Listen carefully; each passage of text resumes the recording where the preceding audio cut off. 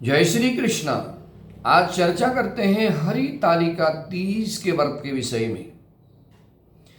2025 में हरितालिका तीज का व्रत किस दिन करें? हरितालिका तीज के व्रत के दिन किस तरह से भगवान शिव और माँ पार्वती की पूजा करें, मैं आपको विस्तार से जानकारी देने जा रहा हूं। सरलता से समझने के लिए आप वीडियो को अंत तक जरूर देखना और मेरे चैनल को आप सब्सक्राइब जरूर करना, लाइक शेयर कमेंट करना। हरितालिका तीज, हरितालिका तीज भादो मास की जो शुक्ल पक्ष की तृतीया होती है, इस दिन इस व्रत को करने का विधान है। 2025 में हरितालिका तीज का व्रत 26 अगस्त 2025 मंगलवार के दिन है। जी हाँ, इसी दिन सुहागवती माताएं बहनें इस व्रत को करें। ये जो तीज का व्रत है, सुहागन माताओं बहनों के लिए अखंड सौभाग्य को देने वाला, वैवाहिक जीवन में सुख प्रदान करने वाला, पति की लंबी आयु देने वाला व्रत होता है। इस व्रत को निर्जल रहकर वे भी माताएं करती हैं। इस दिन प्रातःकाल के समय में उठ करके ब्रह्म मुहूर्त में स्नान ध्यान से निवृत्त होकर धुले हुए शुद्ध वस्त्र पहने, शरीर को सजाएं, शरीर का श्रृंगार करें और 16 श्रृंगार करने के पश्चात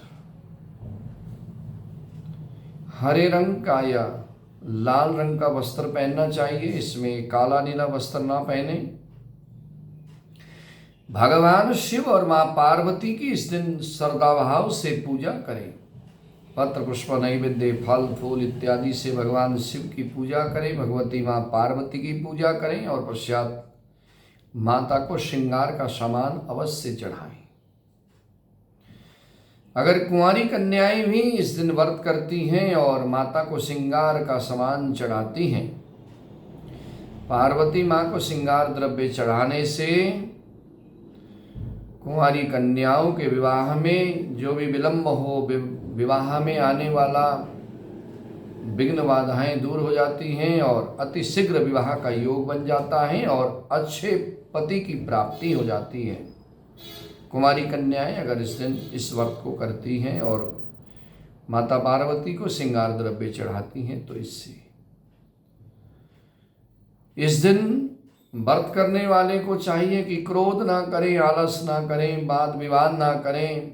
भगवान शिव और भगवती माँ पार्वती का ध्यान करते हुए इस व्रत को धारण करें और भगवान शिव की और माँ पार्वती की पूजा करने से अखंड सौभाग्य की प्राप्ति होती है, सुख और समृद्धि की प्राप्ति होती है। ये व्रत जो है बहुत ही पुण्य को देने वाला होता है। वैसे शास्त्रों में आख्यान है कि भगवती माँ पार्वती ने भगवान शिव को प्राप्त करने के लिए बहुत घोर तपस्या की। जंगल में रह करके, पत्तों को खा करके, कष्ट सह करके भगवती माँ पार्वती ने बहुत घोर तपस्या की भगवान शिव को अपने पति के रूप में प्राप्त करने के लिए। बहुत लंबी तपस्या के बाद भगवान शिव और पार्वती का जो मिलन हुआ था वो इसी दिन हुआ था, हरितालिका तीज के दिन। भगवान शिव और पार्वती के पुनर्मिलन का ये दिवस हरितालिका तीज के नाम से मनाई जाती है। हरितालिका तीज भगवान शिव और पार्वती का पुनर्मिलन का दिन है। इसीलिए इस दिन सुहागवती माताएं बहनें, सुहागवती स्त्रियां बहुत ही श्रद्धा भाव से तीज का व्रत करती हैं, भगवान शिव पार्वती की पूजा करती हैं, तो इससे उनके सुहाग की रक्षा होती है। उनके घर में सुख और समृद्धि, सुख और शांति, धन और धान्य की वृद्धि होती है संतान का सुख मिलता है। हर तरह से भगवान शिव और पार्वती उनके ऊपर कृपा करते हैं।